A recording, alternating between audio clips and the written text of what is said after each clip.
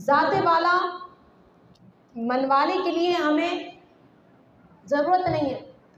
ہم جس سے محبت کرتے ہیں نا، جس سے ہمیں چاہیے بس ہم اس کا عکس بن جائیں.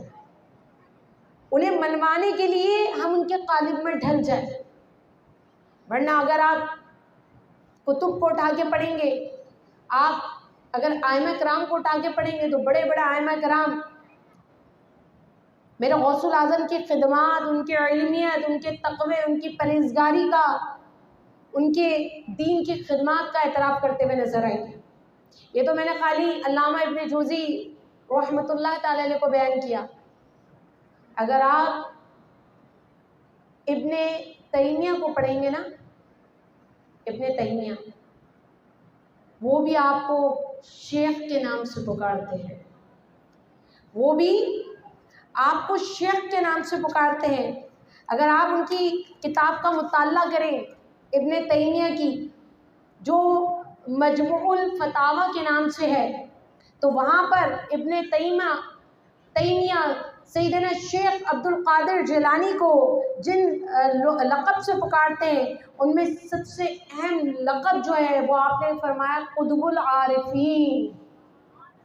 قطب العارفین، کہیں لکھا الشیخ الامام، کہیں لکھا الشیوخ. بہت بڑی بات ہے.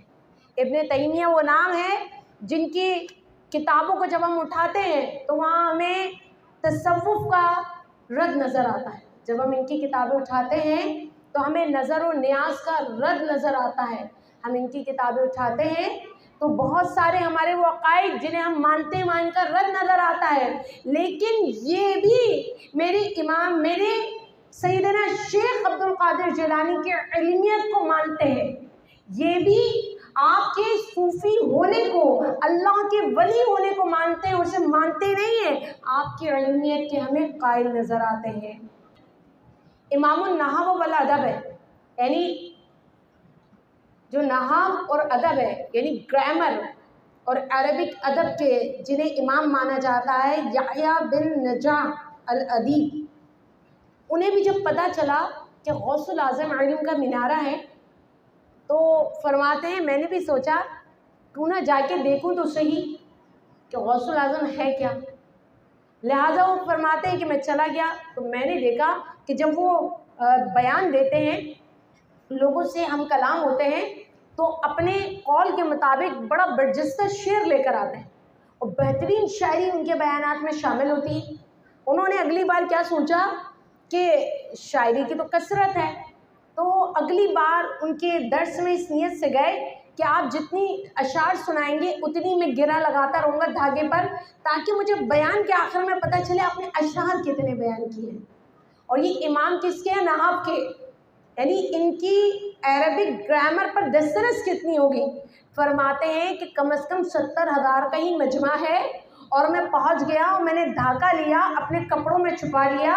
جب غوث الاعظم ایک شعر بیان کرتے میں ایک گرہ لگا دیتا. اب گرہ پہ گرہ لگ رہی ہے، گرہ پہ گرہ، اور میں سکون سے بیٹھا بس سن بھی رہا ہوں. اتنے میں غوث الاعظم نے فرمایا، میرا نام لے کر متوجہ ہوئے اور فرمانے لگے ہم جس گرہ کو کھولنے کے لیے درس دیتے ہیں تم پھر اس میں گرہ لگاتے جاتے ہو. میں گرہیں کھول رہا ہوں، تم گرہیں لگا رہے ہو. اس کے بعد فرماتے ہیں امام النحو کہ میں نے ایسی توبہ کی، توبہ کیا کرنی تھی، یہ ان کی عاجزی ہے.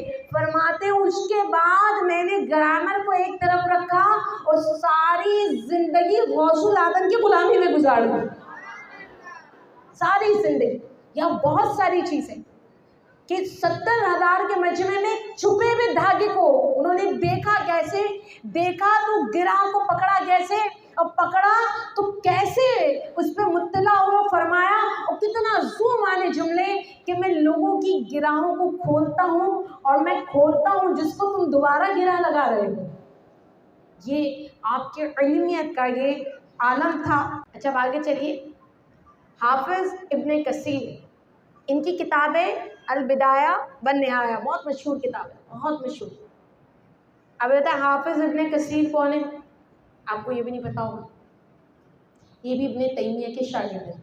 یہ ساری ان کی باتیں لا رہی ہوں جو نہیں مانتے، جو آپ کہتے ہیں نا کانوں میں غوث الاعظم نہیں کہیں گے. بھائی غوث العظم تو اللہ ہے، ارے اللہ کریم جسے چاہے غوث العظم بنا دے. اور اہم بات، آپ کے نزدیک آدم سب سے بڑا لفظ ہے، یعنی سب سے بڑی مدد کرنے والا اعظم. آپ کہہ رہے ہیں اس لیے ہم انہیں غوث العظم نہیں کہہ رہے کیونکہ اللہ غوث العظم ہے، اللہ سب سے بڑی مدد کرنے والا ہے. تو میری بات سنیں، اعظم کا جو لفظ ہے نا بڑا، وہ اللہ کے لیے نہیں بنا.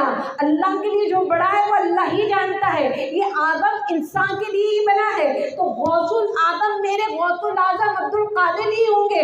اللہ تو چاہے لمحوں میں کن فرمائے اور جس کو چاہے غوث العظم بنا دے، جس کو چاہے صدیق اکبر بنا دے، جسے چاہے فاروق اعظم بنا دے. میرا رب تو ہو. ہمیں گرامر میں الجھنے کی کیا ضرورت ہے؟ تو حافظ ابن کثیر البدایہ والنہایہ میں کیا فرماتے ہیں؟ خود فرماتے ہیں کہ حضور غوث اعظم سے خلق خدا نے اتنا کثیر نفع پایا جو ذکر سے باہر ہے. ابن تیمیہ کے شاگرد ہیں، فرما رہے ہیں کہ حضور غوث اعظم، نام بھی وہی خود ہی استعمال کر رہے ہیں، غوث اعظم، کہ حضور غوث اعظم سے خلق خدا نے اتنا کثیر نفع پایا جو ذکر سے باہر ہے. پھر فرماتے ہیں آپ کے احوال صالح ہیں اور مکاشفات و کرامات کثیرہ تھیں. مکاشفات کشف کی جمع ہے اور کرامات انتہائی زیادہ تھیں. یہ خود کون فرما رہے؟ حافظ ابن کثیر، جو کہ ابن تیمیہ کے شاگرد ہیں. ابن تیمیہ کو کون مانتا ہے؟ جو درود و سلام کو نہیں مانتا. تو ہم ان سے عرض کریں گے کہ اس بات پر اپنی کتابیں کھول کر بیٹھیں اور اللہ توفیق دے ہم ذات غوث العظم پہ متفق ہو جائیں، کیونکہ اللہ ہمیں جڑنے کا حکم دیتا ہے. وَاعْتَصِمُوا بِحَبْلِ اللَّهِ، اللہ کی رسی کو مضبوطی سے تھام لو. اللہ کریم ہمیں فرقے ہونے سے بچنے کا حکم دیتا ہے. تو کیوں نہ اچھا ہو کہ آپ اپنی کتابوں سے جب صفات غوث العظم کو دیکھ لیں، تعارف غوث العظم اپنے اکابرین کی روشنی میں پڑھ لیں، تو کیوں نہ ذات غوث العظم پر ہم مل کر بیٹھ جائیں، آپس کے اختلافات کو ختم کر لیں. میرے غوث العظم نے ساری زندگی دین کو قوی بنانے کے لیے، گمراہوں کو ہدایت دینے کے لیے، مسلمانوں کو عرشی بنانے کے لیے ساری زندگی گزار دی.